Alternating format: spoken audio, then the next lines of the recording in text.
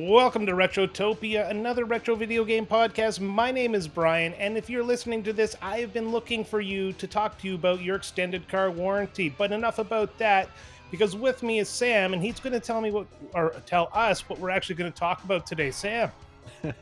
Well, if you can't tell from the fantastic intro music, we are talking Goldeneye 007 for the Nintendo 64.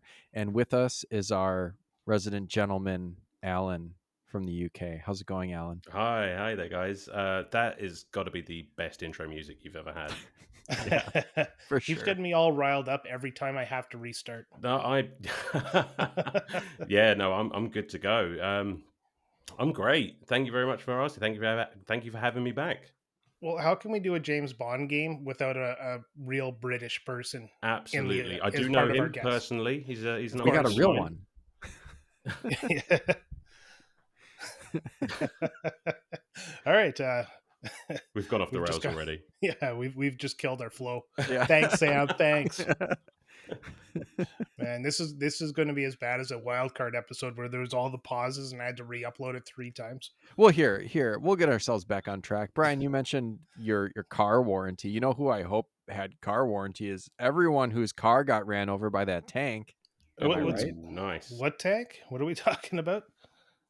In Goldeneye, when you're riding in the tank. Oh And there's Jesus! the whole scene in the movie too. Like you're from America. I thought this was like real life. I'm like, oh my god, have I missed the news? Like I'm opening the news now just to see like this tank because you remember the Killdozer, right? Yeah, I know. I know the Yeah. Killdozer. Yeah, Yeah, you guys are fucking crazy to begin yeah. with. So when I you think say they're making a tanks movie about the driving over a Killdozer. car, Yeah, yeah, when you yeah, say tanks are driving over cars, I believe you.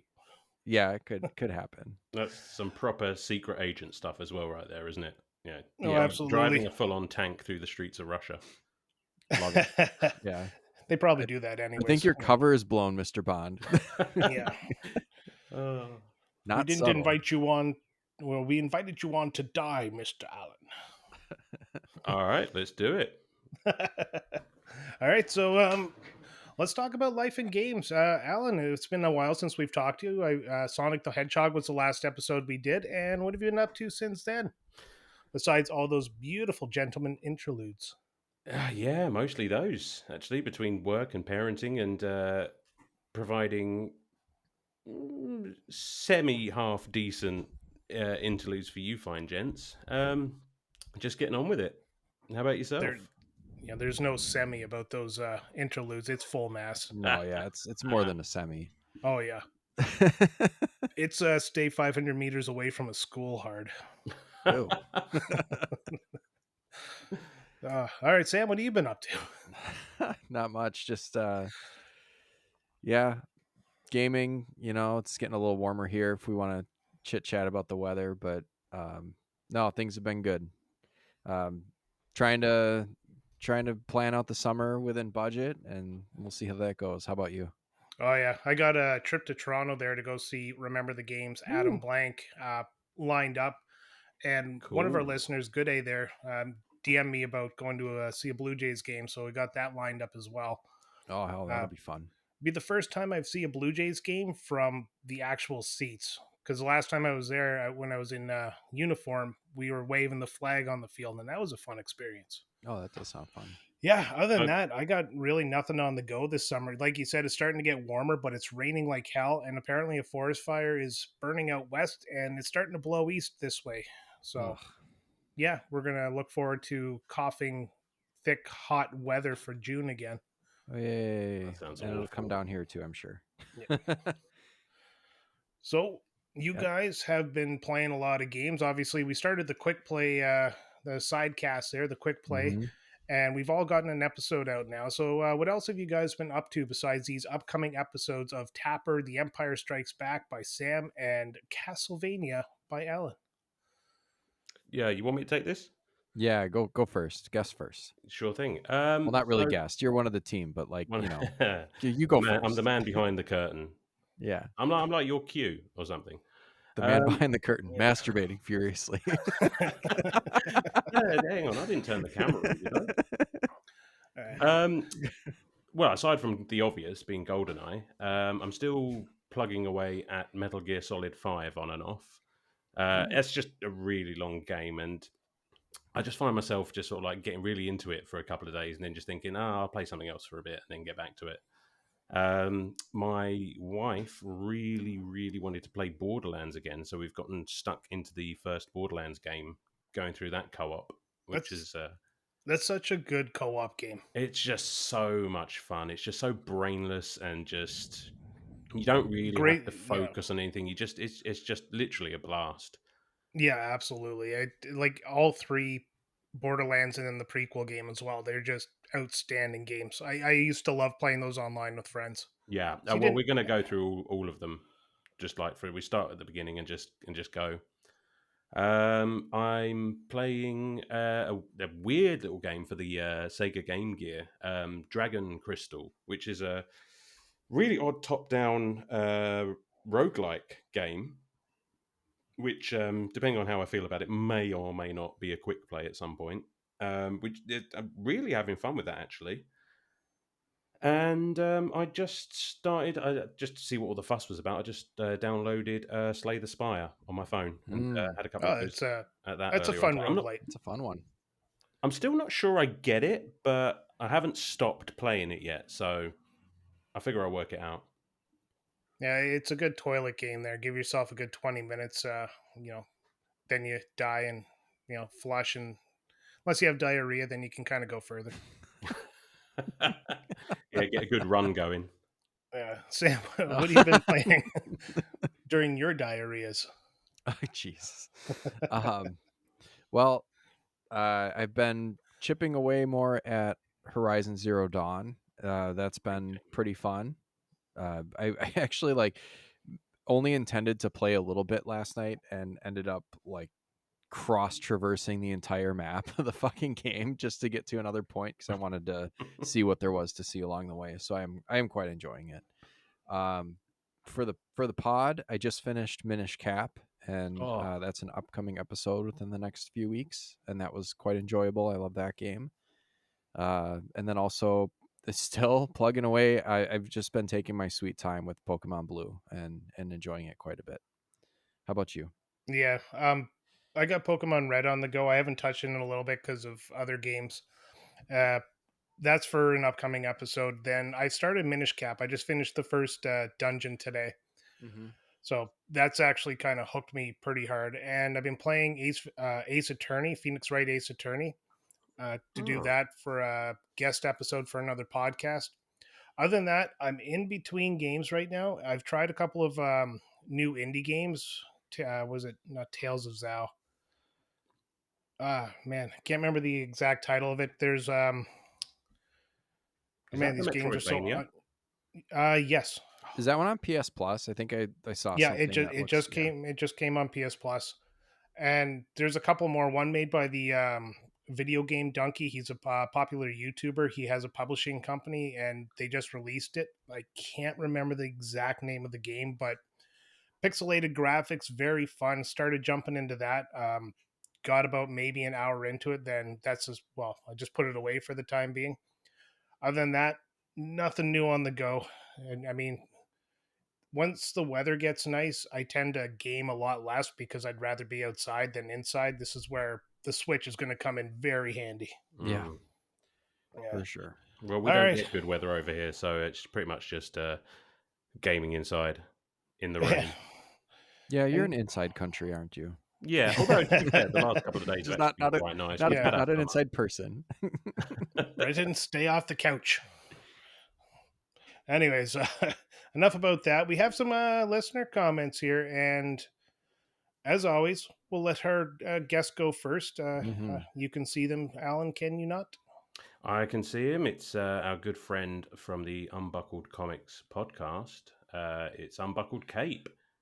And he says, is the British guest James Bond? He's my second favourite Brit.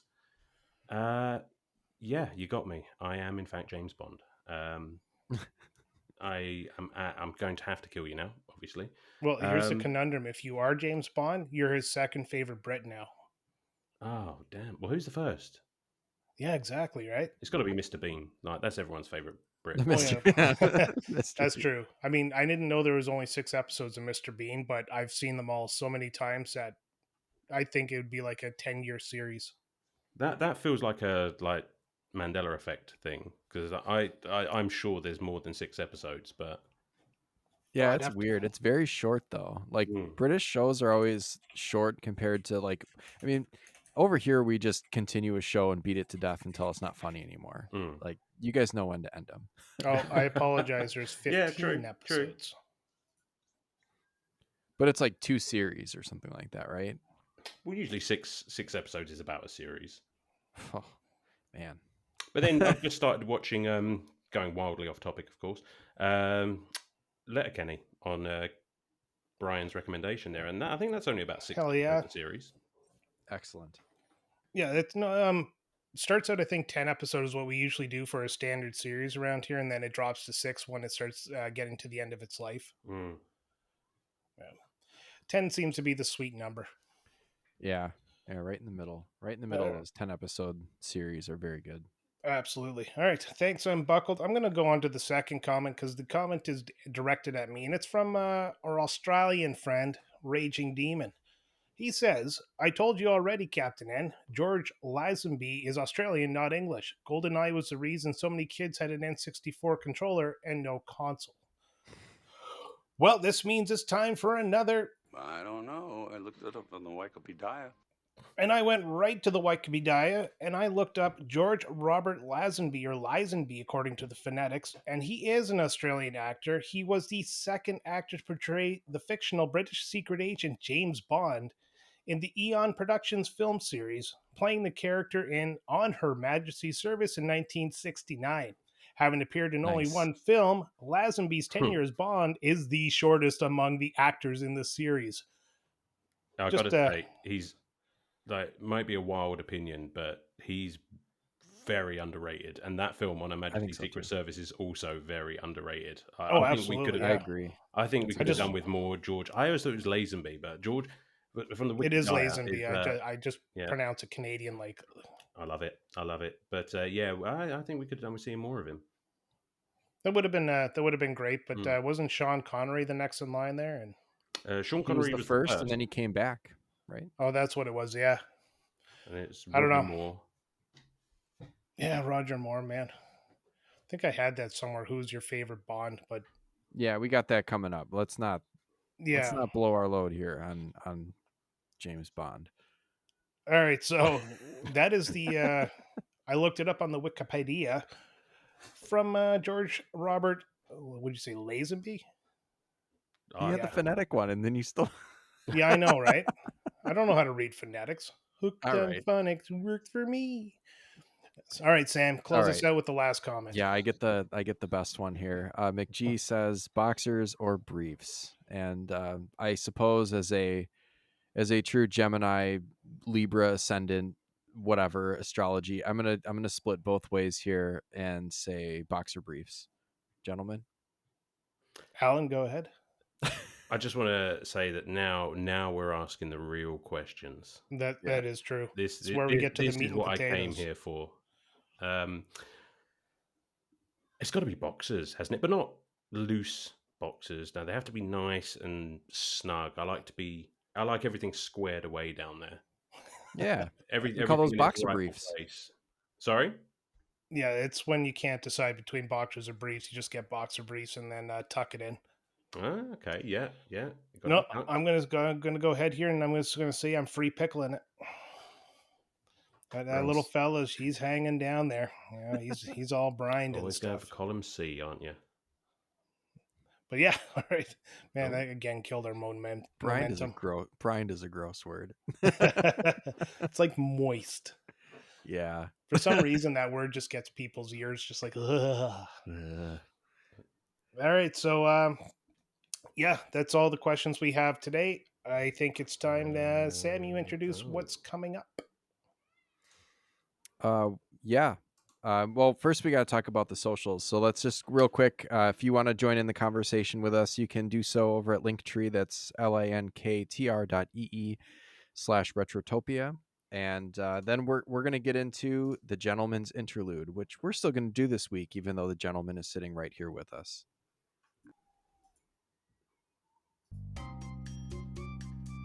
In the thrilling realm of virtual espionage, Goldeneye 007 emerges as a masterpiece, a veritable triumph in the clandestine world of gaming. Crafted by the skilled work of Rare and disseminated by Nintendo, this marvelous game infiltrated North American and EU shores on August 25, 1997, igniting the imaginations of gamers worldwide. As the virtual embodiment of the legendary MI6 agent, James Bond, players are thrust into a tumultuous saga echoing the heart-pounding narrative of the eponymic film. Their mission is to thwart the nefarious machinations of the Janus Syndicate, a malevolent cadre led by the treacherous Alec Trevelyan. Armed with cunning, precision, and an arsenal befitting a master spy, players navigate a labyrinth of perilous locales, embarking on a quest fraught with danger and intrigue. The single-player campaign, a tour de force of immersive gameplay, beckons players into a realm where every shadow conceals a threat and every corner harbors a secret. From the iconic facility to the vertiginous heights of the Statue Park, each meticulously crafted level presents a tapestry of challenges to overcome and enemies to vanquish. Whether infiltrating enemy compounds, disarming explosives, or rescuing hostages, players must marshal all their wits and reflexes to emerge victorious against overwhelming odds. Yet, in the crucible of multiplayer mayhem, Goldeneye 007 achieves immortality. Its split-screen functionality allows up to 4 operatives to engage in adrenaline-fueled skirmishes, each vying for dominance in a lethal game of cat and mouse. The thrill of facing off against friends in a battle for supremacy transcends mere entertainment, forging bonds as unbreakable as tempered steel. Nevertheless, even in the hallowed halls of gaming glory, shadows threaten to tarnish the brilliance of our triumph.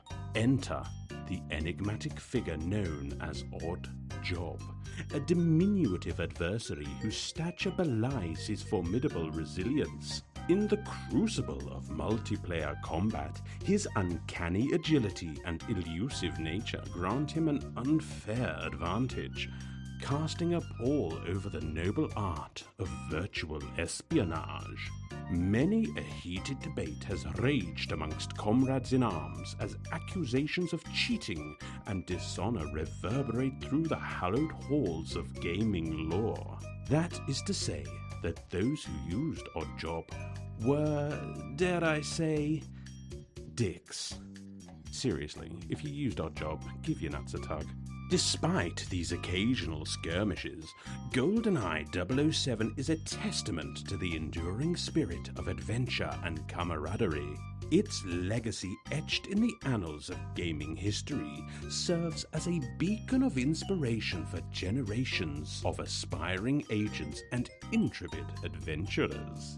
Whether embarking on perilous solo missions or engaging in spirited multiplayer duels, players continue to flock to its hallowed halls, eager to partake in the timeless magic of virtual espionage. In the end, as the smoke clears and the echoes of gunfire fade into the ether, one truth remains self-evident. Goldeneye 007 is not merely a game, it is an experience, an odyssey that transcends the boundaries of mere entertainment to become a legend in its own right. And for those brave enough to heed its call, the adventure has only just begun. Holy crap, that was hot. Woo. Man. Fuck, he does go on a bit though, doesn't he? Oh, No, Jesus. It's fine. so It's good. fine. It's enough time for me to, recover and go again. I painted my office about a year ago, and after listening to that, the paint is wet again. Oh, no. I think my takeaway is that we need to make T-shirts that say, "If you used Odd Job, give your nuts a tug." Mm, British Shoresy. Yeah, that's definitely had some influence, I think. Fantastic, Yeah. buddy. Oh man, I love that line. Every time I hear it, I just like I break out laughing, and this time like I'm muffling myself. Yeah, I was trying not to laugh. So good. All right, so let's transition into the game itself. But before we do that, we have some comments, and again, Alan, we're going to let you go first here. Okay, sure thing. So we've got Wolfbane with the first comment. He says, "Stunning game. I love the game, but it's not aged well though." And he actually posted a picture on our Discord of himself with David Doak, who was a developer on games such as Donkey Kong Country 3, GoldenEye, and Perfect Dark. And he is also actually in GoldenEye as a character. Oh, yes, he is. That's incredible. I love Mm. that little piece of trivia. Yeah, Um, that is awesome. Yeah, and we'll get into whether this game held up or not as we discuss it. So we're going to reserve our thoughts on that one. Hmm. All right, Sam. all right, I guess I'm next here. This one comes from Good A, who says, "I suck at this game, therefore it's dumb." And a follow-up comment from McGee says, I second Good A's comment. So great addition, fellas. That's the I'd kind of like to stuff we watch love them here. play GoldenEye together. I wonder how that would go. Oh, it would be definitely an interesting event for sure. Just both of them shooting over the top of each other, and oh god. All right, I'll take the next one because I'm greedy. So this comes from Zodiac from the Retro Hangover podcast, and he says, "For England, Retrotopia. This was a great game when it came out. Looked great, a familiar franchise, and it was better than Turok. And of course, who could forget the cornerstone multiplayer? I don't think there is a single game that got more people into playing multiplayer first-person shooters than GoldenEye 007. But today, woof, it sure is something. It's aged like milk, milk that ate. Oh, sorry, it aged like milk that a dog ate, threw up, and took a shit on. But the memories made it priceless." I love when this guy writes in. Like when Zodiac writes in, it's just pure gold comments. I wish you'd just tell us what you actually thought, though. Yeah, right. He just hides it so well. Really Yeah. ambivalent. What do I take away from that comment? I don't know. All right, Alan. Okay, so next up we've got Sir Francis Cake from the Read Watch Play podcast. Did I get that right? Yes, you did. Yeah, Lovely. I always get it mixed up too. Hey? I always get it mixed up too. Oh, the order of it? Is it? Yeah. Yeah. Yeah. Well, you should read it first. Just the book is always better, so just lead with the read. Yeah, that Why makes would I sense. go Okay, for the that's better definitely how I'm thing gonna remember first it. if I watch it first and the book will just amplify how great it already was? And then you spoil I the don't book. know. Ugh, whatever. Just Sir Francis Cake says, "This was a childhood staple for so many, including myself. Many memories of sleepovers with friends playing this late into the night until we fell asleep or were no longer on speaking terms." I hear that. "I still fire this up on occasion with my fiancée when we want to test our relationship, as she insists on using Odd Job." You know what you can tell her to give a tug of. Well, give his nuts a tug. Uh, People often say it hasn't aged well, but I find it only takes 30 minutes or so to find my groove again. I don't honestly find it as bad as people make out to be, but that could be my rose tinted glasses. Thanks, GoldenEye, for all the memories of fights with friends, introducing me to the first person shooter, and an enduring love of the Bond franchise. That's an incredibly well written comment. I know the guy is well versed in the English language. well put. Absolutely. All right, I'll take the last one here. Yeah, This you one- take us home. This comes from All Right, who says, "GoldenEye was the first game I followed through development and purchased on launch day. Followed through development and purchased on launch day." There we go. I can read. Eighth grade, eighth grade me was so excited to have this hot new game, and I had so much fun working through the story and unlocking all the cheats. Shout out to paintball mode, which was a favorite in our house. I actually forgot about paintball mode until he made this comment, but yeah, I used to love doing paintball mode. Yeah, I like how some of the cheats were a little easier to unlock and just was like fun stuff. Like DK mode too was pretty fun. Yeah. Yeah, absolutely. All right, so that is our comments for the episode, and we're going to transition into the game talk now Yep. by asking the question we ask every week: what is your history with this game? And as always, our guest goes first. Alan, what is your history of GoldenEye 007? So back in the day when I was a kid, we obviously didn't have very many games. We had a Nintendo 64, and as far as I can recall, I only actually remember having Super Mario 64 and this. And every weekend we'd go to my nan's house while my mum was working, and we'd take our console with us, and we would just play GoldenEye over and over and over, and it just became part of our gaming DNA. Yeah, for sure. I mean, also, I got it not right when it came out, but I think I was probably in 5th grade when this came out, and so it was kind of prime time for multiplayer and sleepovers and all that kind of stuff. And Mm, yeah, definitely experienced it most on other friends' consoles, and then got my copy a little bit later. But by the time I got it, it was like I had played it so much that you know it was I was like old hand at it. How about Yeah. even you, playing it Brian? now, it just feels so familiar Yeah, for the most part. Oh, yeah, it's absolutely. getting right I back into it.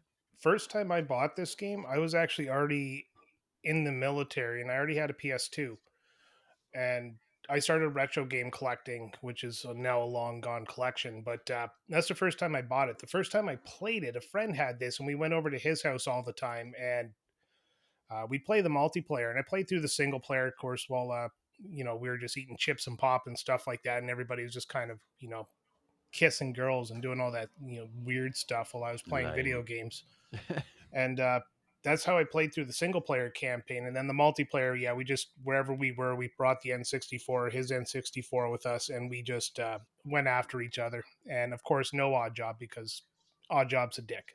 Yeah, no odd job for sure. That But was a yeah, that was a big rule. yeah, Absolutely. that's my history of it. Uh, so nothing exciting. I mean, this game is a staple on the N64. I don't think I know anybody who's owned an N64 who hasn't bought this game or had this game or rented this game or in some way put this cartridge inside their N64. Yeah. But I think everyone, well, being old enough, but I think everyone has played this game, yeah, Yeah, especially if they're sort of at or around our ages. man, it's funny getting I got a 10-year-old here and getting him to play old retro video games, and he's a Roblox kid, and he just Mm. I don't get it. The graphics on Roblox suck ass for the most part. oh, they're terrible. Yeah, and he says retro games look terrible. Right. Yeah. Yeah. Obviously not a bright kid. We have spent his college fund because we know he's not going anywhere. um, what is everyone's favorite Bond movie or just kind of like Bond piece of media? Because there are several video games. There's obviously a book series and movies. We'll start with Alan. We're gonna put you on the spot here. All the No, time. no problem. I'm not familiar with any of the books, but I have watched all but maybe the last three films. Like, I was big into James Bond as a kid. Mm-hmm.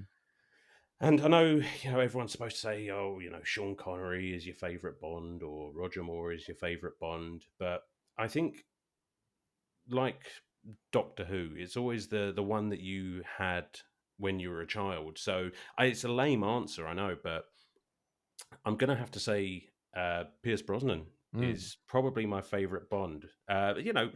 Closely followed by Timothy Dalton. Yeah, Um, God, because License to Kill, that's a great film. And what's the other one I really like? Was it View to a Kill with Roger Moore? With Christopher I Walken in think it. so. I'm Yeah, not a so Bond expert, but that's a great film. But no, I'm going to have to say Pierce Brosnan, and funnily enough, in Goldeneye, because this was exactly at the right time yeah, for me to be interested in that sort of thing. And you look at Pierce Brosnan, man, I mean, he just looks like a secret agent. Yeah, well, he Y- used to. oh If you've seen him yeah, lately, he looks like an old man. Yeah, but he's aged like whiskey. Like, he looks good. He looks good. yeah. He's aged well. He just doesn't look exactly like he did, almost 30 years ago, which What, you is mean sex forgivable. appeal dies? No, it doesn't. It just gets older. No. Sex appeal dies. Can confirm. All right, Sam. What is your favorite Bond piece of media? Well, I think my favorite Bond. I'm gonna go with Timothy Dalton. I think Yeah. Timothy Dalton really took what was it? Sean Connery threw down early on and just kind of evolved that character. So I think you see a lot of Timothy Dalton and Pierce Brosnan, like similarities in like their kind of look and the style of Definitely. the movie. Yeah. The movies that they're in. So I think I give Timothy Dalton the edge. But Pierce Brosnan is also very good. My favorite Bond movie is Goldeneye. I'm just gonna throw it out there. It's just because it's so inextricably tied to this game. And I enjoy the game so much. I rewatched the movie recently, and it's got some really hokey, campy shit in it. But Yeah, it's but it's a Bond movie. If it doesn't have that hokey campy shit, then it's not really a Bond movie. right, Exactly. That's what you're going to see. yeah, it's great. That's what you want. And it's the best Pierce Brosnan Bond movie. I didn't Oh. enjoy the others as much. It's not even close. Yeah. How Yeah, about they you, weren't. Brian? No, I'm gonna go with everybody's favorite Austin Powers from Octopussy. No, I'm gonna go Pierce Brosnan as probably my favorite, and I'm gonna be a little bit dangerous, and I'm gonna say Daniel Craig wasn't too bad either. Mm-hmm. No, he was good. I know. A lot of people I talk to are just like, Daniel Craig doesn't look the part. Yeah, yeah, yeah. And it's just, who cares? But I love the idea that James Bond isn't really a person, it's a designation. And I think Oh, it yeah. was in the Daniel Craig movies where I learned that is that anybody can be James Bond, because when the James Bond dies, they just get another orphan kid and train him to be James Bond 007. Okay, it must be one of the ones I haven't seen yet. Sounds like a great childhood. Great childhood. Yeah, my mom and dad are dead. That's okay. You're going to be a secret agent. Oh no, but you're going to have Hey, lots kid, of sex. you like martinis? Yay. Yeah. How's your liver, kid? Yeah. But anyways, yeah. So I think I like Daniel Craig mostly in what was it? Quantum of Solace. Mm-hmm. And then I don't know. He did 5 movies. Really? I haven't seen As many any as of that? those. Yeah. Isn't that crazy? I didn't mind Casino Royale either. I know it was a very slow movie because they're basically in a casino the whole time, but No, I enjoyed that film. That was a yeah, good film. And GoldenEye that is one's based definitely directly on a book. yeah, and GoldenEye is definitely in the top of my list of all-time favorite Bond movies because like you guys said, it was my first. Mm. So on that, yeah, no, Austin Powers number 1, Pierce Brosnan number 2, maybe Daniel Craig number 3. Yeah. Well, nothing beats Austin. Austin Yeah, Powers is baby. number 1. Well, I was Oh, looking man. at the list of movies there, and I saw Octopussy, and I just thought of that scene of Austin Powers in the casino there, and it's like, "What's your name, baby?" And he's like, "A lot of vagina." It's funny because it's not that far off of No, like it a isn't. the parody No. is not that far off. It would not be out of place, would it? No, No. it I fits mean, right and- in. Yeah, I mean in Goldeneye we've got Xenia on a top, which is like How on the Uh, nose? Like, pretty do you want it? telegraphed. Oh yeah. All right, so let's move into the story, the plot, or the raison d'être, or the reason to be. So the story of this game obviously follows very closely to the movie. The player assumes the role of none other than James Bond himself, and he is tasked with thwarting the plans of the Janus Syndicate, or Janus Syndicate. I think in the movie they pronounce it Yanis. Yeah, that's kind of where I forgot. My bad. Anyways, it begins with a prelude in, I cannot pronounce that, Arkhangelsk, Russia, involving infiltrate. Archangelsk. Yeah. Okay. Is that what that means? Yeah, it's like that town in Russia that's like as far north in the Baltic as possible. Okay. Well, this mission involves infiltrating and motorcycle evasion. I don't know where I got that. Something He tells rides me a I meant motorcycle, doesn't he? Yeah. not in the. Yeah, because in the movie he has to chase down. Okay, so in the in the Okay. game, the runway, you just grab the plane key and go get the plane. But in the movie, he has to like chase the plane down the runway and jump the Yes. motorcycle off the I fucking think cliff. I grabbed. Yeah, I think I grabbed the plot from the movie, not the game. Just the most. the most ridiculous ass shit just right to start. Like, Yeah. it's like, we are going. Yeah. Well, that's It's the just best like, part about a buckle up, Bond 'cause movie this is is, what you're in for. yeah, Yeah. Bond movies start off with a mission. Like, Yeah. and then, he does that crazy thing where he gets away or whatever happens. And that's when it starts, whoever the celebrity guest singer is for that movie. Yeah. And of course it does the gun barrel thing and then, shoots them and then it turns red. And All the that's when sexy you're in a ladies. Yeah. fucking Bond movie, man. Yeah, Yeah. I always appreciate the opening scene of a Bond movie, just whatever ridiculous action sequence they come up with to Yeah. start it out. And they're usually great. But Yeah. I've gone off topic. So continuing the story that starts with the player assuming the role of James Bond and trying to thwart the plans of the Anna Syndicate. The story now revolves around the theft of the Goldeneye satellite capable of mass destruction. Locations in the game include St. Petersburg, a dam in Russia, and some Cuban jungles. Bond faces adversaries like Xena Onatop and Alec Trevelyan, Agent 006. Huge spoiler there. Allies include Natalia Simonova, Ugh. who, by the time we're done this, will not be an ally. No. Is she an ally? Is she? Yeah. She's Really? actively an enemy. Yeah, there's a race against the time to prevent the chaos unleashed by the Anna Syndicate. It's a blend of thrilling gameplay and iconic Bond elements, the beloved classic among fans of James Bond and first-person genres. So, what do you guys think of the story? Because I'm going to get into that fun information about the development after we talk about the story here. Because let's just pick it apart. I like the story. It's very, very post Cold War.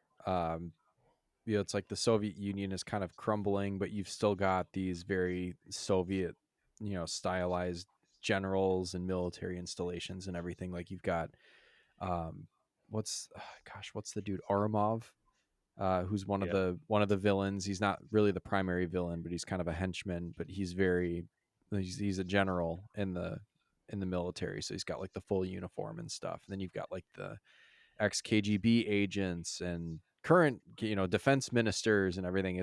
It's very Cold War, and I appreciated that about the movie, even though the Cold War was over at this point. Yeah, but the America versus Russia, or the first world versus the second world battle was still hot in the 90s when this came out. Yeah, but it's definitely got that flair of like, this is not a Soviet Union or a Russian Federation at its peak. It's like it's a Russia that's trying to find itself, and try to, maybe reassert, but everyone's kind of scrambling for, I think they say, business is hot in Russia, and, everyone's kind of trying to fit their themselves into this like new order. Yeah, okay. I'll go with that one as well. I mean, it's a better Yeah, explanation than I had. That's a much deeper dive than I was thinking about. Yeah. It's literally meant to be just bad guy versus good guy, and American media loves to do the bad guy as the flavor of the month. That's why during the Afghan war, a lot of the movie enemies took place in the Middle East. Yeah. Yeah. We like to Part entertainment, part propaganda. we like to Yep. wear our geopolitical stuff on our sleeve for sure. What was it I heard? If it wasn't for America invading all these countries, they would never learn geography. Right. Lost in And- British Empire. Breton, what are you doing? What's behind your back? Oh, it's just the Falklands. Give them back. No, I mean, like, just looking from a pure entertainment point of view, I mean, you've got the very obvious and over the top villains. You've got the good guys. You've got the absolutely fantastic over the top set pieces. I mean, it's got everything that you need for a good action film. Yeah, absolutely. And the thing I love about this the most is that Agent 006, who, again, spoilers because this is very old, turns out to be the main villain. Like, you meet him early at the beginning of the story, actually, and then, Bond kind of betrays him and blows him up. But he comes back as the main villain, and he's not an over-the-top villain. Everybody else is over the top, but he's very just straight-laced villain type. Yeah. Even keel, right? Yeah, like Yeah. it's not Doctor No, or it's not what's it? Not Goldeneye, Goldfinger. Those types of I thought you were gonna say gold knuckle. Gold Knuckle. But it's You know, not I've those type of literally, like I've over the literally top just thought boss. of this, but is the dark reflection of James Bond himself, Yeah. which now that I'm thinking of it, really works quite nicely because one of the main themes of this is the Janus Syndicate, the two-headed god, the good side and the bad side. Yes. I'm literally just figuring that out now. Yep, Oh man, that's exactly what it is. That's you like the just old Wow. Roman god Janus, and that you see it on like old coins. I It was don't like watch movies to think, man. there's a lot there if you're like into the into the history or into the mythology of I guess if you really want to do a deep dive into it, yeah. But I'm a surface dweller. I like to watch a movie for what it is and not really try to look at the subtle subtext that they try to throw at you. well, right, and that's why James Bond is great because it works on so many levels. There's there's stuff for people who understand the history of it or want to get into the history of it, and then there's like sometimes it's just plain dumb fun. It's Yeah. everything. Look at the tank, Brian. Just look at the tank. Yeah. That's all I want. Just show me Big Boom. That's why Michael Bay is my hero because everything explodes in his movies.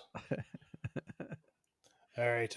Anything else about the story? Anything through the story that you want to talk about now that we've just like opened up a Pandora's box of I guess that's a bad analogy, but we opened up a big box of knowledge, I guess. No, I don't Uh, have anything else on it. It's a great story. The movie is excellent. Watch it if you have the opportunity. yeah. Eve watching if you don't have the opportunity, or if you know what I mean.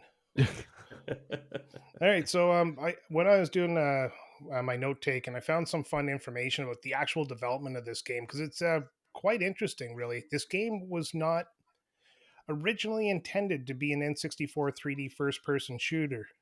Martin Hollis, who worked on the Donkey Kong Country series, sorry, he it was supposed to be a 2D platform for the Super Nintendo, and he suggested making it a 3D shooter for the N64. So that alone, like, completely changes the dynamic of the game. Can you imagine this as a 2D platformer?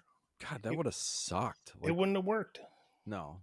I, Or I think there wasn't there a 2D platformer on like the Master System for like Timothy Dalton, I think, and I don't yeah. think it's great, but Yeah, there's 2D Bond games, but there's a reason also why we're not sure whether there are or not because they suck. well, yeah, well, we wouldn't be talking about Goldeneye now if it Yeah. was the 2D platformer, that's for sure. No. yeah, I remember there being a just like a James Bond game or like a 007 game on the Game Boy and it was terrible. yeah, Oof. and it's if you make this a 2D platform, it's just becoming a running gun. You'll James Bond will have his what is it PK9 there, and that's it. You go shoot the enemies, go from left to right. Everybody's bored. This game dies in the annals of history. James Bond Contra, but like not. Yeah, I mean, pretty much. you need to have that element of both um stealth and shooter, like guns blazing, because James Bond does all of it, and I don't really think you can capture that if it's not 3D. No, and that's why they suggested. But at the same time, the N64 hadn't even been really announced at this stage, which I'll get to in a minute. But first, Yeah, did you know there was AI used in this game? sure. Yeah. Like this is ChatGPT at its dumbest, but when you fired a gun, it actually had a radius for the sound, and that's where the NPCs would hear, and they would Right. amplify every time you fired the gun within a certain amount of time. So if you went full auto, the range of the sound would increase, and That's that's cool. how enemies found you. This is early AI, and it was actually kind of revolutionary for its time. Well, and it plays into the tactics of the game because I mean, you could definitely fire your gun and then just like park yourself inside of a door and then just like mow down everyone who tried to squeeze through the door Yeah, because they all run to But you. yeah, but I don't think they stop. no, No, they don't. Uh, sometimes they don't. I was Sometimes they playing it do. last night, and literally, I think it was the second time you're in the bunker, Mm-hmm. and obviously, I'd just gotten a bit trigger happy, and I was just camped out in this room, and honestly, for a good 20 minutes, I was just plugging these guys in the doorway, and Yeah. I think if you're in the same place, then they'll keep coming, but if you basically storm the keep and clear the entire area, they'll stop. Yeah, It might either be a mixture or it depends on the level. Because I know the archive level too is like if you stay in that room where they have you prisoner, guys will just keep Oh coming. god, they'll Yeah. facility box has you a in. finite amount of people though, because you can go through and wipe everybody out and then go run around the level. I've done that before when I was younger. Yeah. So Yeah, but it you definitely has can to do be a that mixed. if you do run around the level and clear it out. But if you just stay in the one room, they will just keep coming. Oh man, it's going to be something I'm going to have to try if I ever play this game again. You will. I will. Oh yeah, I probably will too. Now that it's on, with normal controls. But that takes me away from my next point, which is reloading weapons was initially proposed as removing and reinserting the rumble pack into the N64 controller, but Nintendo vetoed it. Yeah. I'm glad they did. That would have been awful. Can you imagine how many rumble packs you'd have broken? Yeah, Yeah, you'd have just how many you have broken to it. buy just to finish the game because you have to throw one out when you have to pick a new rumble pack so it's loaded. And then it God, requires a rumble pack and I didn't necessarily have one. yeah, I don't think that was it. Yeah, obviously the rumble pack was out at this time, but no, because the whole N64 wasn't out at the time, so the rumble pack was probably still just a concept. I Yeah. don't even think I've got one now. No, I don't have one. Nobody has one. They're It's rare. it's nuts though cuz it's like I understand the thought behind it and appreciate it, but man, that would have made the game suck. Yeah, it wouldn't have been long before people just kind of threw it down because, you know, who really wants to do that? Who like the rumble pack is pretty beefy to begin with there and you want to Mhm. like drag it out of the controller slot and then slap it back in. Some people might take it too far. Some people might break their rumble packs and then all of a sudden they're complaining Nintendo class action lawsuit and Nintendo's not on the side they like to be on Yeah. during that Yeah, lawsuit. for sure. Yeah, that would have been a disaster. I'm glad they went away from that. Yeah. All right. Next point is the game was developed before the team knew what the N64 controller would be like. So I apologize. The N64 was announced. They just didn't know the controller yet. They Mm-hmm. used a modified Sega Saturn controller to work with early game design and play testing. And the team used a SGI Onyx workstation with Nintendo's Ningen development software, and that's how they built this game for the N64. So they didn't even know the specs yet. That's crazy. Like I would be interested to see what that modified Saturn controller looked like because you wouldn't have like the C buttons. Like the N64 controller is such a weird monstrosity on its own. Yeah, they probably broke the right stick off, and I don't even know what the Saturn controller looks like, to be There's no honest. stick. There's no sticks. It sort of looks like a Mega Drive Yeah, controller. it's just like a 6-button Sega controller, and I think it has shoulder buttons too. Man, We should ask our expert friend Zodiac. oh, okay, yeah, that's why I keep confusing it for Genesis controller.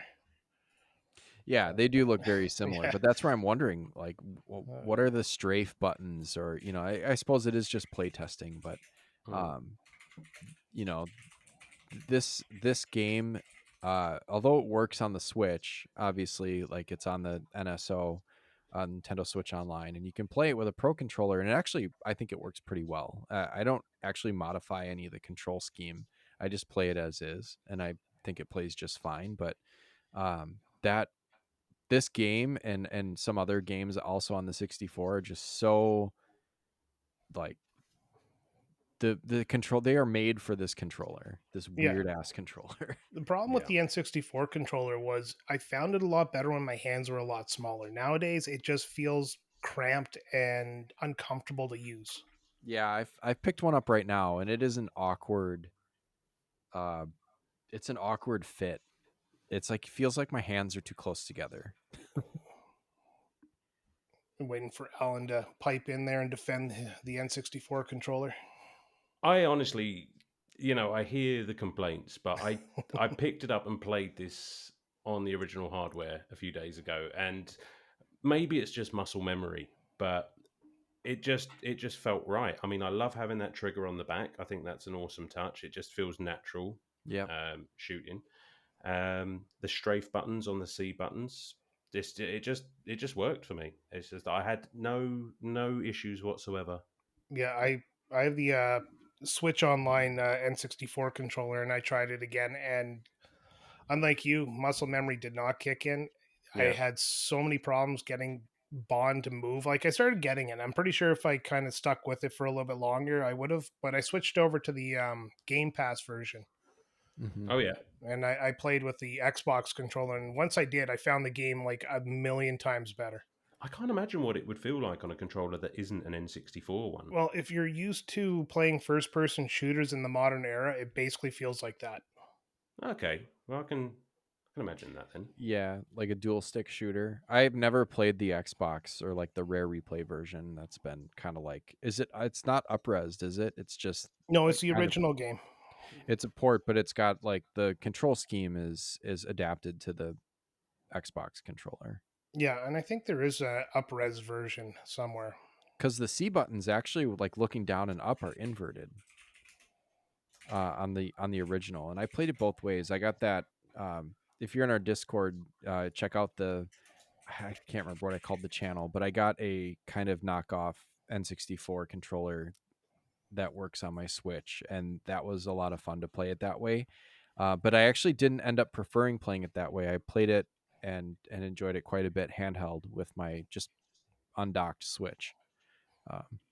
And that's the way Using to the play it. Yeah, using the stick as the C buttons, I think is a way that I think makes it a little bit easier. And I think the aiming was a little more crisp, but that might be because maybe the controller is not calibrated that well. Maybe, but should we talk about the hero of the game now? The last point I brought up, actually, sorry, second last point, but quickly, the multiplayer mode was added 6 months before release. It worked out perfectly, so nothing Yeah. really to say on that. But the music was composed by Graham Norgate and Grant Kirkhope, and Robin Beanland wrote the elevator music heard during the Gentleman's Interlude. Legends, every single one of them. Just such a great soundtrack. Yeah. I like how it comes in hard. Like, just, hey, I'm just going to put this like heavy guitar right here, and you're just going to sit there and enjoy this.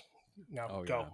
yeah. Yeah, you start up the game and it's pay attention. You're playing James Bond now. Yeah, pretty much. You are James Bond, and you will fucking save the world, or else.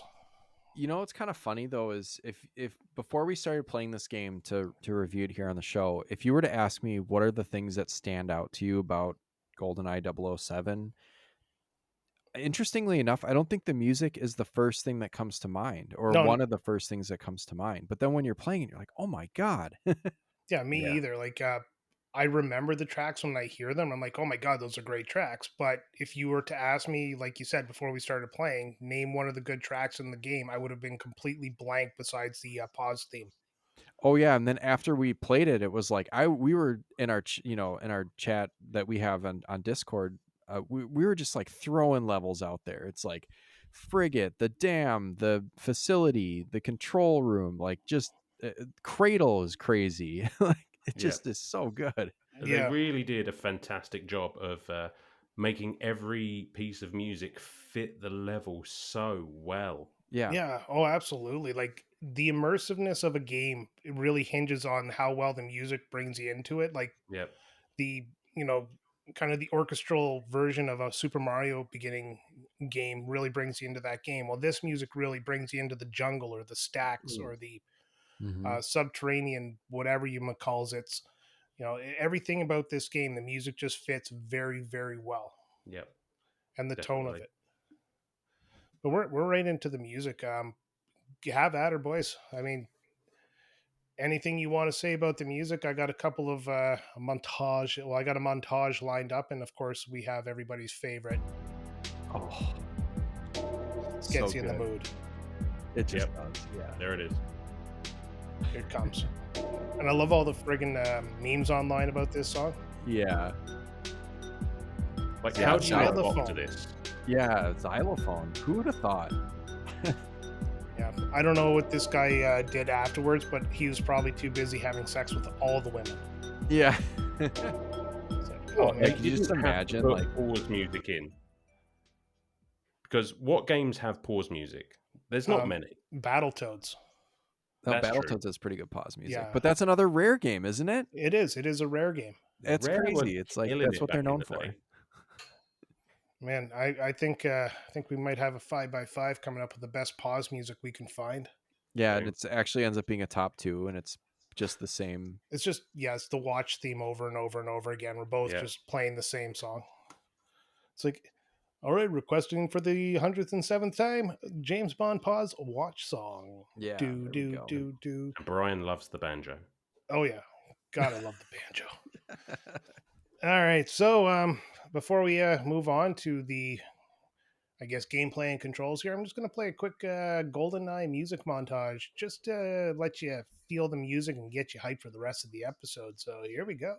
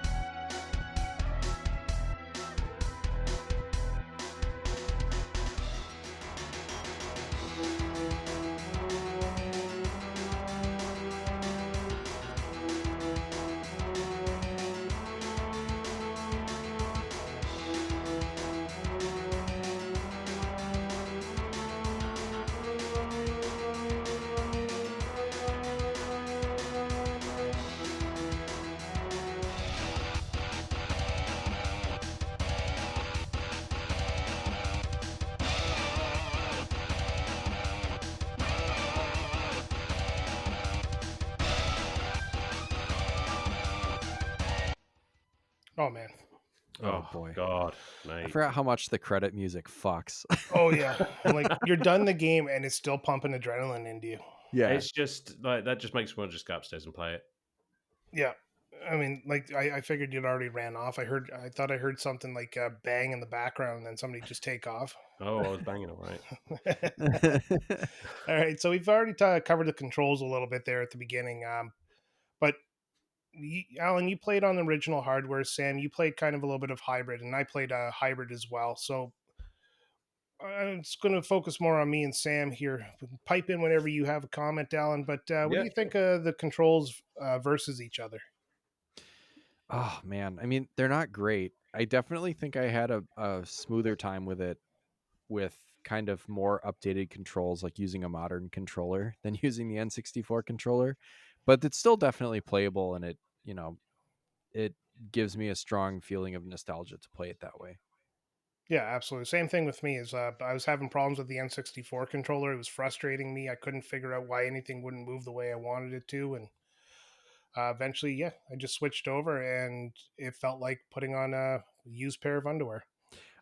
Gross. I think the stick movement is just not as clean. When you want to aim, you have to hold down the either the L or the R button. Um, but the R button, because that's where your index finger is going to be. yeah. But I mean, it's just wild. I always seem to like overshoot. Like I'm trying to go left or right or up or down, and I always overshoot my target and have to like come back. Um, but I didn't find that as much when I had like a pro controller or just playing it handheld.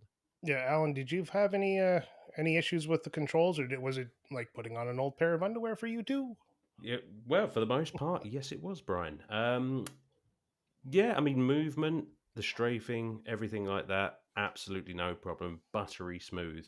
I will agree with Sam though that stick for aiming is incredibly sensitive, and I think no amount of muscle memory is going to get you to basically put your reticule where you need it first time, which particularly comes into play when you're on the train.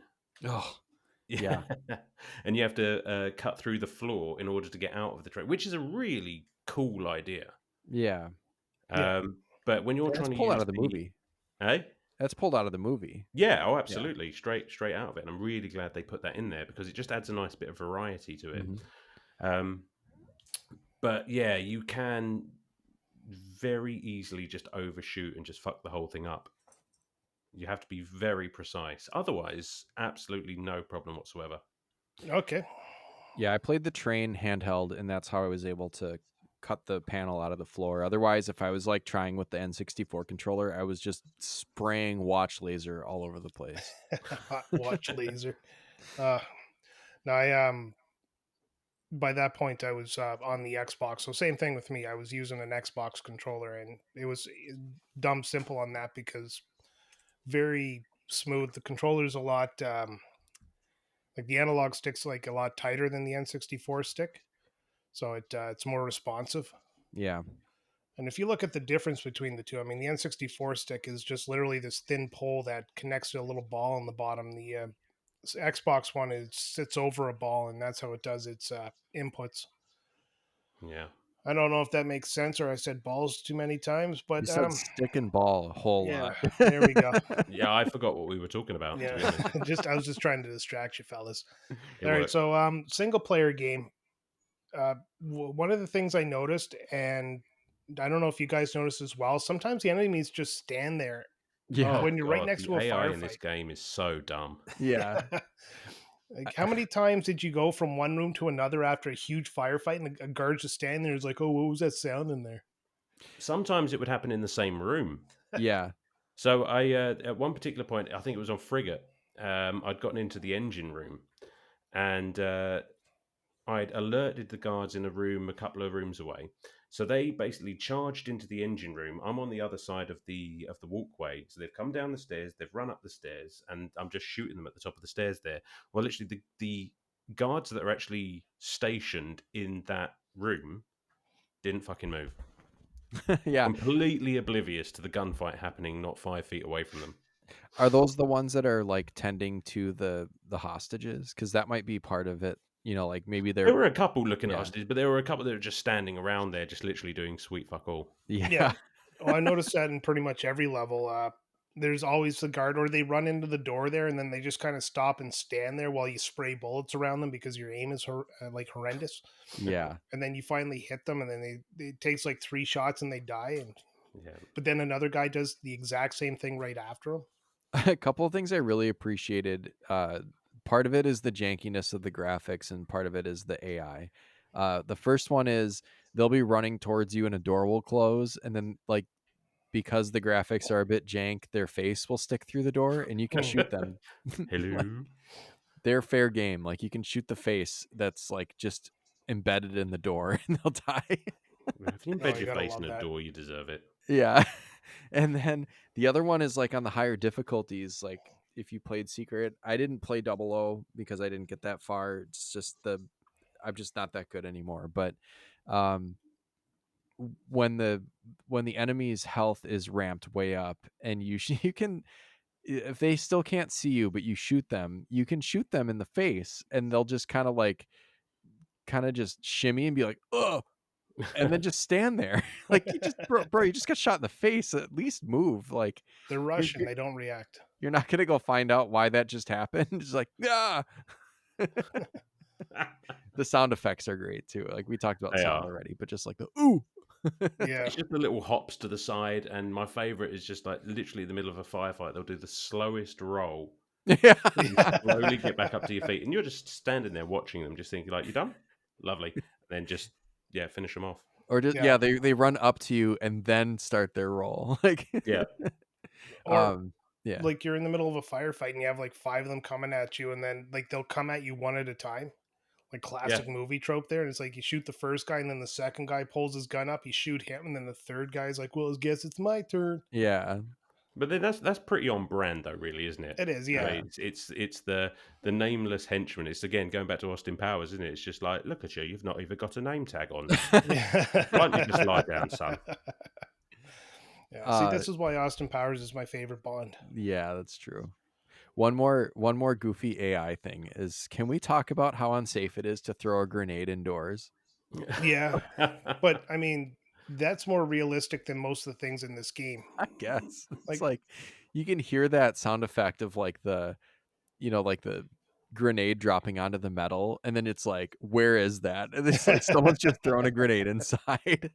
And sometimes they'll blow up, like um they'll kind of fuck up your shit, and like a grenade will drop, and like you might need to use a computer or something, like the Yeah. objective might rely on something, and those guys will just blow it up because they threw a grenade inside. yeah, I mean, that's one thing I actually disliked about this game is when you're on a hot streak there, and then some random NPC blows up the thing you need for your objective. Yes. Like, fuck.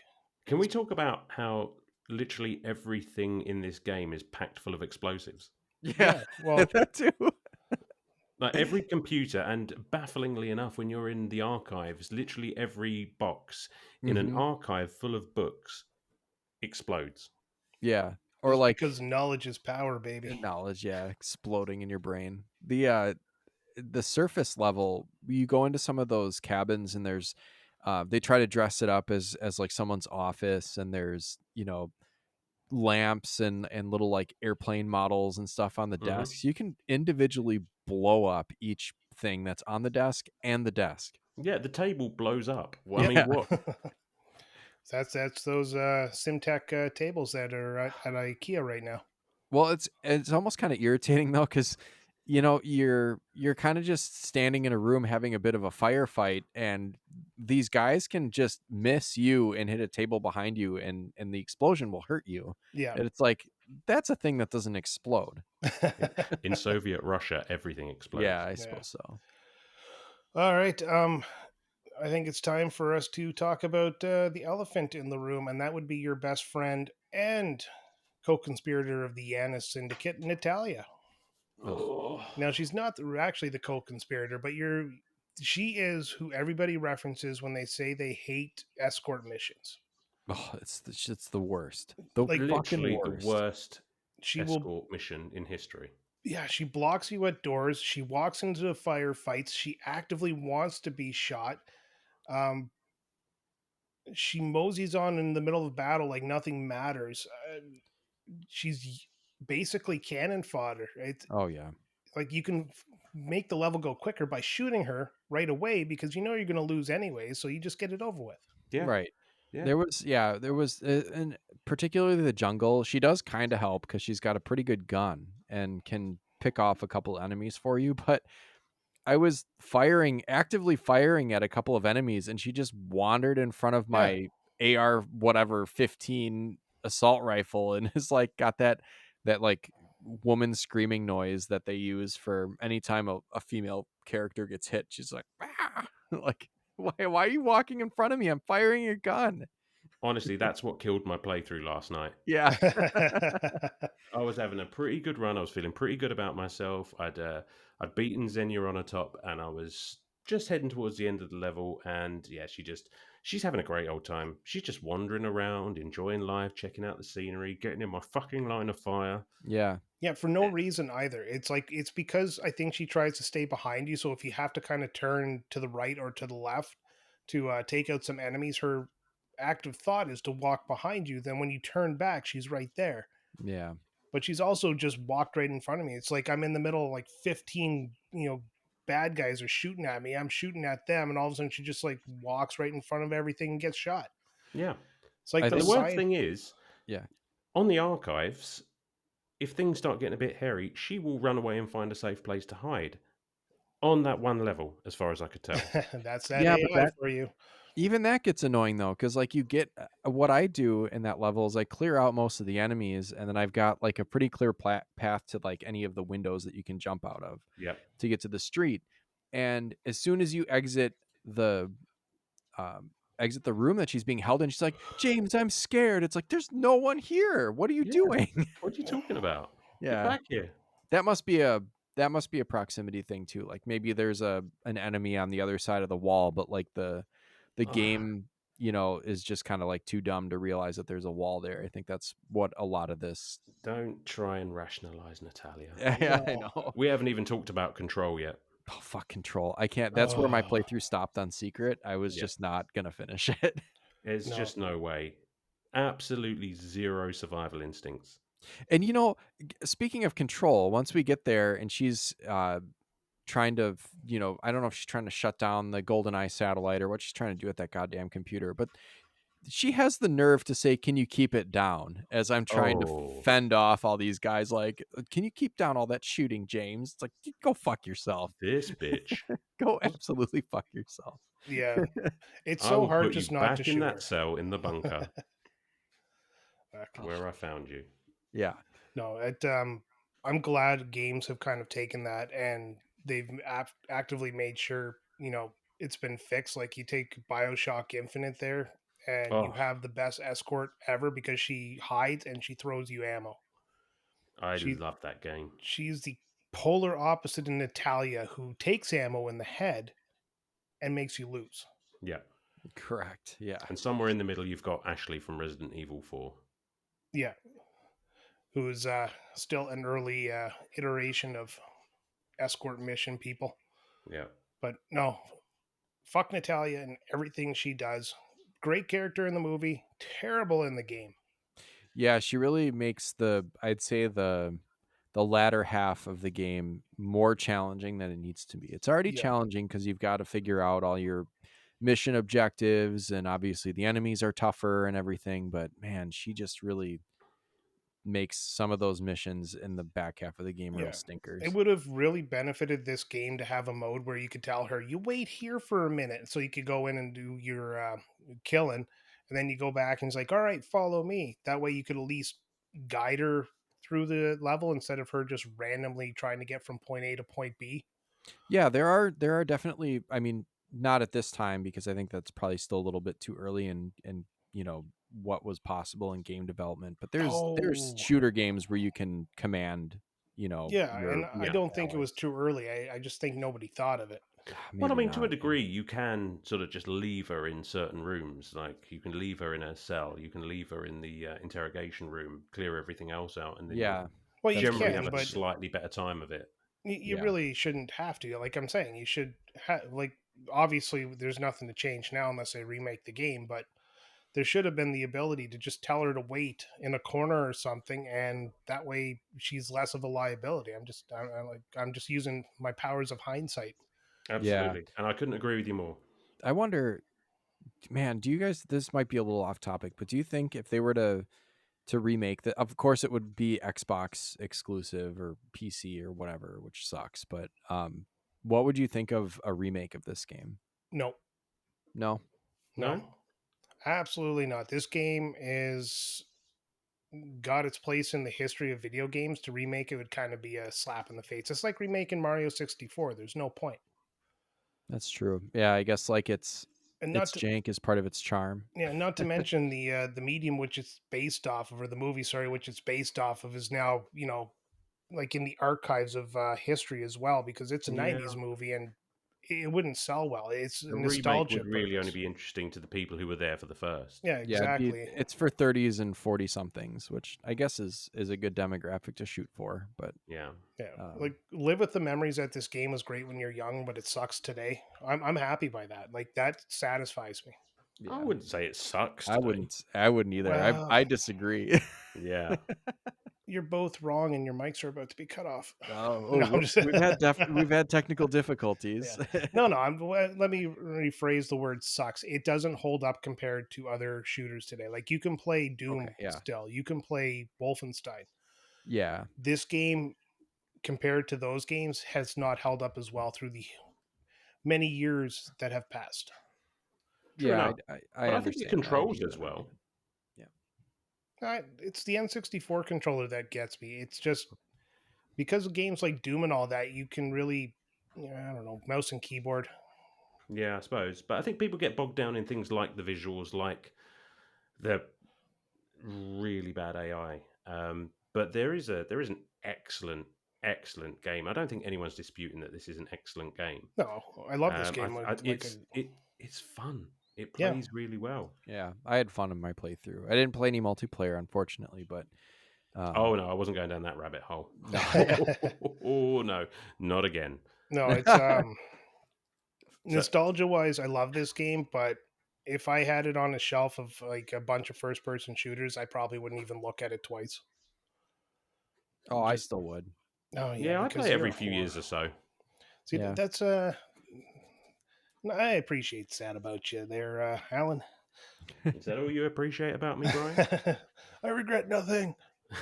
Letterkenny reference if you don't get it. Anyways, no, it's just I love that we can have kind of a differing opinion here about the game, and this is where it also kind of points out that it's very polarizing to the type of retro player that whether they like games like this or they don't. Like, I don't like Mario 64. I think that game is just pure garbage. But when it came out, I love the 3D world. Like, and this is kind of the same way. It's when this game came out, I loved everything about it. But today, it's just it doesn't have that same feeling that I had when I was young. Yeah, I mean, it's that old nostalgia thing, though, isn't it? I mean, would I like this game as much if I played it now, having never had any history with it? It's harder to say. Yeah, well, you can't really say because you Yeah, have a we history could with the never game. know. The only thing we could do is each take a memory wipe pill and play this game again. Then we'll come back here and be like, what are we doing? I forget. Getting thrashed 10-0 by my wife on multiplayer is what we're doing. She I kind owns of wish my you had soul fired on up this game. multiplayer. But you mentioned earlier, Alan, you said something about the graphics there. For their time, I mean, these were the 3D graphics, painting a face over a, I don't know what you would call it, like a block, yeah, Yeah. where there's no All definition and features and stuff like that. But polygons. or the guns, yeah. What do you got to say about the graphics of this game? I mean, all right, yeah, they don't stand up to obviously today, and they do look dated and janky. But again, I think that's a huge part of its charm, even playing it now. It's just honestly, it's just kind of funny. Just like some of the, I don't know who they used for face models Yeah. for this Yeah. game, but my god, there are some I honestly ugly think they faces on just this game. got like Polaroid pictures of the actors and then just kind of put them over the blocks in the game. Yeah, it kind of reminds me of that bit in Deadpool where he has Hugh Hugh Jackman's Jackman's face, yeah. like just stapled to his face, kind of. Yeah. Yeah. But I'm going to agree with you. The graphics are really what makes this game special. And this is why I wouldn't want an update of it because, you know, today's fancy graphics and stuff like that takes away from the charm of this game. Yeah, I mean, you can see what everything is, and it just takes you back to a time when you just thought, graphics are never going to look better than this. And now you look at it now and you're just like, by God. Yeah. I did appreciate, especially in like levels where there's scientists, you get like,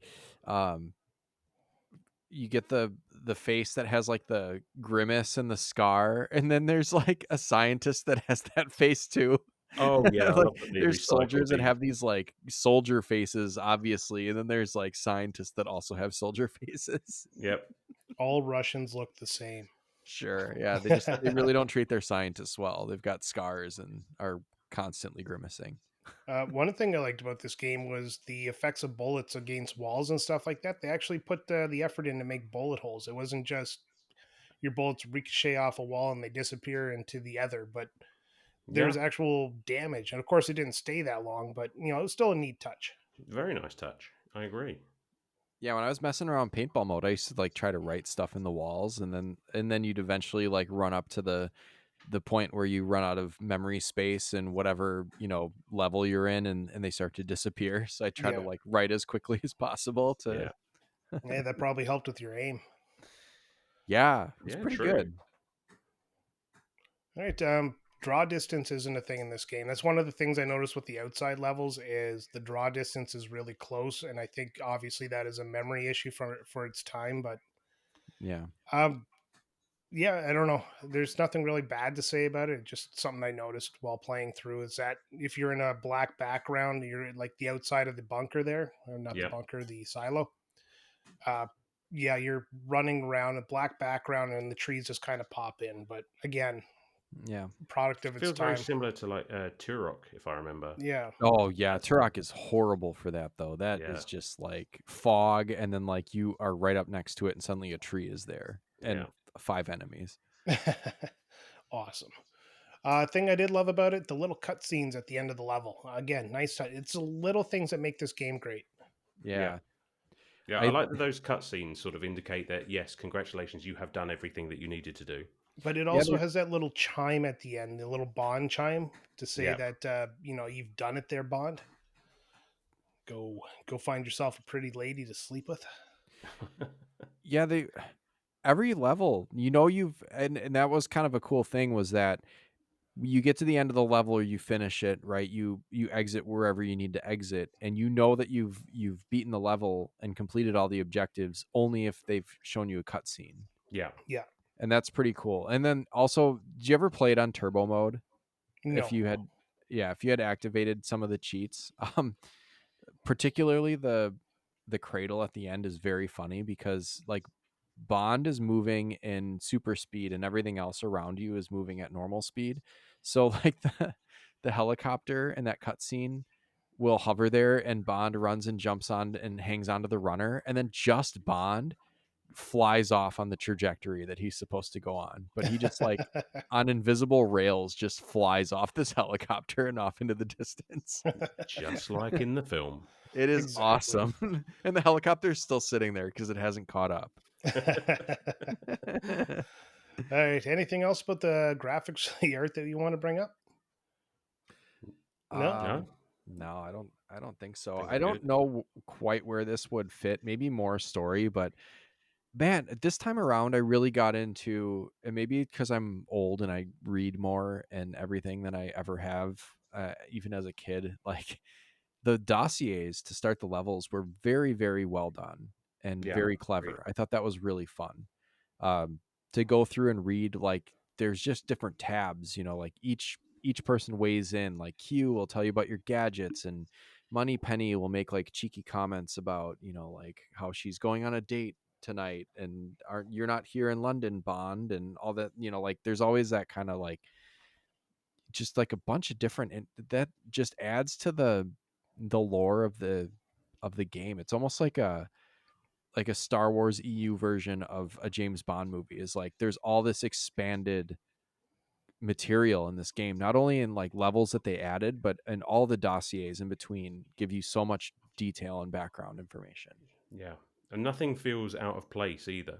Like No, everything they added in, everything that they expanded on was it just felt natural. It's just like everything all should have been there. Like nothing felt tacked on.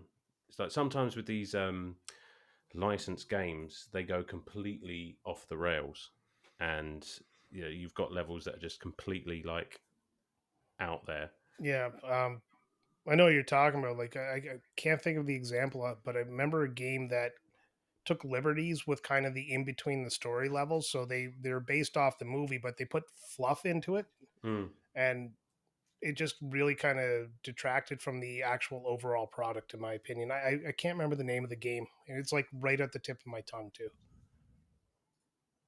But yeah, I wonder. You know what else? Other game kind of is just like married to this one in my mind for some reason is that Mission Impossible game for the N64. Did either of you ever play that one? no, no, no, I didn't. I think it was like a over the shoulder, like kind of a third person action game based on that Mission Impossible movie that I think came out around the same time as Goldeneye, and it just was Yeah. like not as good, obviously, because no one is talking about it nowadays. But I just remember it just being around the same time, thinking like, man, this is cool because it's kind of like Bond, but it's not because it's like crappy Yeah. and it's not an FPS. well said, Sam. There we go. Yeah. You're trying to take the trophy of the least articulate on this show away from me, aren't you? Yeah, I am. All But right. yeah, that was just another game that just kind of fits into this category of movie adaptation that I don't know. It's been a long time since I played that one, but I think it might have had some extra lore bullshit in it too. But again, these game developers had to take these scenes and build them out to make levels. Otherwise, Yeah. you probably have like 2 or 3 levels worth of stuff. Yeah. All right. Well, So they did a great job. and we're going to move along here about the difficulty and kind of the BS moments intermixed with the level types, because we already talked about the replay value and we all basically said you guys would replay it. I probably won't replay it again unless, I'm bored or I get that little itch. But the difficulty and the level types, is there any level that was overly easy, overly hard, or just straight up bullshit? Um, I mean, I don't. There are levels that I don't love. So the park in St. Petersburg just jumps to mind because it's just so bland, and it's short, and it's short, but it's still quite difficult to navigate around. So Yeah. everything's so dingy and everything looks the same. Um, Other than that, though, I mean, I love the train. Um, any any any level where you have to employ like a few of the gadgets as well to achieve your goals, it's always a nice touch. Yeah, and that was half the fun, was the gadgets. Yeah, and they did a good job of not making it just a straight up first person shooter. Just having different difficulties give you different objectives was a really nice touch to sort of switch up that gameplay. Yeah, I like that too. And it didn't the stuff was still there to interact with it in some ways, but it wasn't like an example of Super Mario 64 where you jump into the level and depending on which star you pick, like the layout of the level might be a little different or something like Yeah, that. Like if you pick the different difficulty, it's still the same level. It's just got more stuff to do. And that stuff was always there. yeah, It's just a matter of whether or not you have to do it. Yeah, and that's kind of a nice way to make a difficulty a little bit better. Like I take the dam as an example. Yeah. You can blow through that level 5 minutes, just right from the beginning and right to jumping off the dam there. But if you're playing at Secret Agent or 007, you have to go underneath the dam and grab a bunch of stuff before you jump off the dam there, and you got to blow up the alarms and all that. It's Yeah, there's like radio equipment. You have to like yeah, contact Jack Wade, who's that, blustery American guy that, you know, the CIA dude who's yeah, just like typical American. yeah. No British spy movie is complete without an American there telling them what to do. Well, that again Let's might be hate off on topic, but America. yeah, again might be off topic, but I think there are some other Bond movies where they MI6 kind of like interacts with the CIA and the guy's always like he got a cowboy hat on or like some sort of goofy shit. Yeah, I don't know. I can picture that in my mind. I think I know what you're talking about, and it might not have been Bond movies per se, but there may have been other spy movies where they have the American CIA guy show up just to make sure that America is represented. yeah. I Yeah. think wasn't Felix from the CIA in the films? Felix Leiter. Uh Not yeah, I can't remember. Maybe, but one of the one that stands out, I think an underrated movie because it's so friggin' goofy is Diamonds Are Forever, that one that Sean Connery came back and did in like 1970, and that one like a bunch of it takes place in like either Reno or Las Vegas. Uh Right. that's a really weird movie.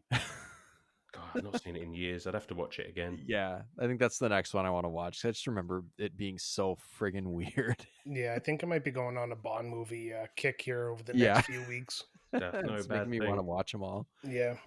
All right. Any last words before we get into each of our little mini summary reviews? No, I think No. I'm Fuck Natalia. pretty well set. Yeah, Natalia can go fucking just die. But All if she right. dies, then we lose. So Yeah. maybe Yeah. not. All right, Alan, you get to go first. The positives, the negatives, and the unforgivable, and then a score out of 10. Well, I think we all know what the unforgivable was going to be, but positives, as I said, the gameplay is very slick, very smooth. I found again no real problems with the controls, except for the aiming can be a bit tricky at times. I just found even then, even now, this to be a licensed game, which by and large are usually shit, but they really put a lot of effort in this game to make it good. Um, there's a lot of variation, lots of different weapons, lots of characters to interact with. They did absolutely the most that they could with what they could do on the N64 at the time, I think. Um, a couple of the levels do sag, like say St. Petersburg. Some of the darker levels, it's a bit bland. And obviously, sometimes the AI is hilarious. Sometimes the AI is absolutely unforgivable, and makes me rage quit the game. But overall, I just it's just an excellent slice of nostalgia, and just really sort of captures the essence of the time it was released in. I think. Um, if I was scoring it, see, back in the day, I'd have given it a 9 or something like that. I'm gonna take 2 points off of that, one for Natalia and one for Natalia, and I think I'm going to settle on a 7. 7. That's still a good score. Yeah, oh, absolutely. I mean, I love this game, love it, but it set the groundwork for what would come afterwards, and everything that's come afterwards is sort of built on that, and it's been done better. Yeah, But exactly. we tip our hat to the OG. Well, you always have to respect the hustle. Respect your elders. Exactly. Sam, do you have anything to add or anything to wax poetic about? Yeah, if we're going positives, I would say for sure music, for sure the dossier, like I mentioned, with all the extra goodies in it, information and kind of storytelling that went into that. And then we didn't talk about the guns. Oh Man, yeah. just so many weapons in this game. Just Yeah. sometimes like you'll play a game like Doom or whatever, and there's like maybe 6 guns. In this game, there were like, gosh, like a couple dozen guns. Yeah. Just I like the club. Oh yeah. oh, Then fuck the clob. That's the worst. It's going just the akimbo sound it there. makes. It's so Oh, satisfying. it's a pea shooter. It's the worst. You can unload and like even Secret Agent, you can unload an entire clip out of the clob into a guy's chest, and he'll just be like, "Oh," and then start shooting you again while you're reloading. It's like, Yeah, but it sounds good while you're doing it. ugh. No, I hate it so much that I've hated the sound. Okay, Brian, what's your favorite gun in the game is the clob? It's either that or I can't remember what what's this the silver pistols that you get. Oh, the Magnum. Maybe, but it tends to be in the archives. Those special breed. Oh, You can dual yes. wield them, and they absolutely make a sound that's like Yeah, a it's like shotgun, the Yeah. Dostovy or something like that. I don't know something how like to that. say all Yeah, these. Yeah, but I know those what are you're great. talking about. Yeah, the It's like the Russian D44 version of the Dostovy. pistol. Yeah, Yeah, the Russian version of the pistol. It's got 6 shots in the chamber, and it's really loud. Yeah. What about you, Brian? What are your Um, favorite guns? I like the sniper rifle, but I'm always the type of guy when I play games with a sniper rifle, I always use it to pick off enemies. Mm-hmm. Um, anything guns akimbo, anything you do two handed, I usually I really like. So if you do the PP7, what is it's the small machine guns? Oh, like the Deutsch or whatever. That like there's like Yeah, the yeah Deutsch, but there's another one, the Phantom, I think. a Phantom. Yeah, that one's a good one too. Yeah, Yo, and I mean the frigate has like a couple guns in it that you don't see anywhere else in the game, and I think that's kind of interesting. oh, But sorry, no, it was the RCP P90. That was oh my gun to go to. Oh yeah, those those are are crazy. great. Yeah, you do those akimbo because they had such a large clip in them. You can just like, yeah, Did you Yeah. find those in the jungle or the caverns? There's one in the jungle. I think they're in the caverns towards the end too. Yeah, But when you fight Xenia, you get like the one point in the game where you can get her weapon combo, which is the grenade launcher and an RCP-90, and you can hold them both at the same time. yeah, beast. just basically swinging your big dick around. But she she is just nuts. all But right, yeah, I'd have to say favorite guns. I'm gonna go ZMG 9mm is a fun one. Get a couple of those, and you're really cooking with gas. And then pistol wise, I like that Russian pistol too. Is pretty awesome. That Dostovy or whatever we called it. Just boom. Yeah, really loud gun. Negatives, yeah, the AI can be pretty shitty in a hilarious way and in a bad way, like you said, Alan. I think you nailed it. Um, other than that, Unforgivable again, Natalya, like 4 times over. She's Yep. horrible. Really gets it to where you dread playing some of the levels, like especially Control. I hated it as a kid. I hated it now. It's just not good. But I'd say if I'm going to score it, I'm going to be way more favorable, and everyone can come at me if they want to, but I'm giving this a 9 out of 10. Oh Jesus! This is not only for what it did for the genre, but it's a great adaptation, and I found things about it that I liked that I didn't realize that I liked before, which I thought was unique and going back and playing an old game. All right. I'll allow that. You can come back next episode. Thank you. Things I liked about this game is it is one of the rare, especially during this era, the movie adaptation games that was good. So that is a huge positive. The nostalgia I have for this game, because it was an important part of my childhood, again, knocks it up a lot of points there. It was fun. It still is fun. I just don't think it's as fun as some newer games. So that's where it kind of neutrals goes neutral for me. Like it's a 0 points plus or minus. Negatives about this game, Natalya. I'm not going to beat a dead horse, but she basically makes. She taught me how to rage quit. Oh yeah. So kudos to her for teaching me a new term before multiplayer online came out. Um, other than that, the enemy AI I find is kind of funny. Some of the levels, like you said, are bland. Like I really have not a whole lot to add to this, so I'm just going to jump right into scoring it, and I'm gonna cut you guys right in the middle. I'm going to go an 8 out of 10. Nice. And How did I That's end up with the edgy. lowest You score? are That's surprising. I so love this edgy. game. yeah, it's as much as I want to say I'll never play this game again, or I'll rarely play this game again. I still have to recognize what it did for the not only the first person genre, but video games as kind of a whole, multiplayer, all that kind of stuff. So I figure 8 is a very decent score, and I'm pretty sure if I looked online right now, it'd still be scoring high nines. Almost certainly. Yeah. Yeah. Oh, I'm really glad. I want to go back and say I'm really glad that you said you didn't want to beat a dead horse and not say I wanted to beat a dead woman. Yeah. I like how you brought that up. Anyways, Brought it back up. Yeah. I like how you're talking about animal abuse and not misogyny and domestic violence, but here's about domestic violence. Good job, Brian. You can come back for another episode. Yeah, thank you. All right, we got a tier list. Well, we got Super Mario RPG. Oh man, I should have pre-opened this, but we got Super Mario RPG. I'm trying to work this real fast. What else we got? God damn. What's this? The S tier? Yeah, the S tier is Super Mario RPG, Portal, and the Stick of Truth right now. Nothing has hit the F tier, which is our lowest tier. As always, we have to fully agree upon to get into the S or F tier. Otherwise, it hits one of the middle letters. Alan, you are always the guest. Well, not really the guest, but you're the guy who's He's the gonna sexiest. go first right now. Yeah, so Yeah. you're going to go first. What would you put this on the tier list? There are too many issues to give it an S. I know my score suggests a B, but I think I'm going to give it an A. Ooh. Probably on the lower end of an A, but you can't deny its historical significance. I got to change that to a small A then.